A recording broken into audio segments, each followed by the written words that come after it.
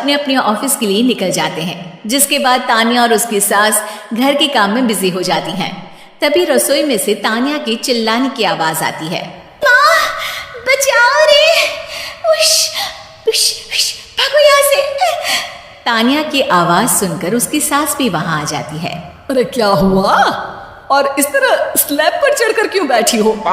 उस छिपकली की वजह से। है? छिपकली? अरे कहाँ है छिपकली? ऐसा बोलते हुए तानिया की सास भी डर कर स्लैब पर चढ़ जाती है।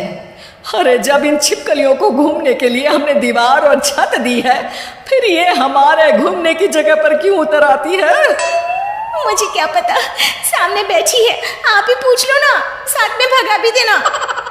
इस पर सास डरते हुए स्लैब पर बैठी बैठी ही छिपकली को भगाने की कोशिश करती है। हुश, हुश, हुश, अरे जा ना, वापस अपने घर जा। सासू माँ, छिपकली है, कुत्ता नहीं। अरे हाँ हाँ, छोटी सी ही सही छिपकली तो है, तो तुम ही भगा दो ना। तानिया की सास उसे स्लैब से नीचे गिरा देती है, जिस पर छिपकली तो डरकर भाग जाती है, लेकिन दोनों सास बहू के बीच टॉम एंड जेरी वाला खेल शुरू हो जाता है। आपने मुझे धक्का क्यों दिया? मुझे कुछ हो जाता तो? अगर वो मुझे खा जाती तो? अरे छिपकली थी, डायनासोर नहीं। हाँ, सिर्फ छिपकली ही थी, और आपको उससे डर नहीं लगता तो खुद क्यों नहीं भगा दी? अरे तेरे होते हुए अगर मुझे काम करने पड़े, फिर बहू होने का फायदा क्या है? इसी तरह सुबह से शाम हो जाती है। जिगर और बलराज भी ऑफिस से घर वापस आ जाते हैं, लेकिन सास बहू की तू मैं खत्म नहीं होती। आज इस सभा का मुद्दा क्या है? मम्मी ने मुझे छिपकली के सामने फेंक दिया। अरे वाह मेरे डरपोक, मुझ पर 30 साल से शेरनी जैसे हुक्म चला रही हो और एक छिपकली से डर गई। इस पर सास बहू एक दूसरे की शक्ल देखते हुए अब अपनी लड़ाई भूलकर उनसे लड़ना शुरू कर देती हैं। अरे आप ना ज्यादा बत्तीसी ना दिखाओ, नहीं तो शेरनी के एक पंजे से 32 के 32 दांत बाहर निकल आएंगे। अपनी माँ की इस बात पर अब जिगर अपने पापा को देखकर हंसने लगता है। अरे क्यों पापा, आ गया स्वाद। अभी आपको भी आएगा स्वाद। इस पर घर में सास बहू ड्रामा बंद होकर पति पत्नी नौटंकी शुरू हो जाती है, जिस पर तानिया से कहा सुनी के बीच जाते हुए कहने लगता है। कॉकरोच, इतना बड़ा कॉकरोच, हे भगवान, अब हमें इससे कौन बचाएगा? कॉकरोच का नाम सुनते ही दोनों सास बहू सारी लड़ाई भूलकर फुदक से कूदकर पास रखे सोफे पर चढ़ जाती हैं।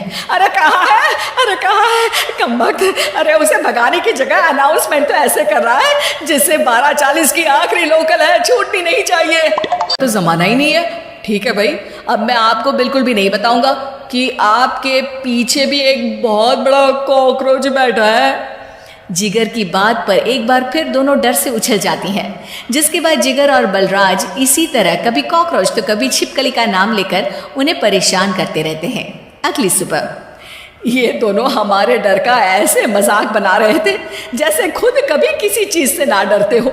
ये जिगर ना बचपन में तो चींटी से भी डर जाता था। उन्हें डराने के लिए मैं चींटी तो नहीं पकड़ सकती।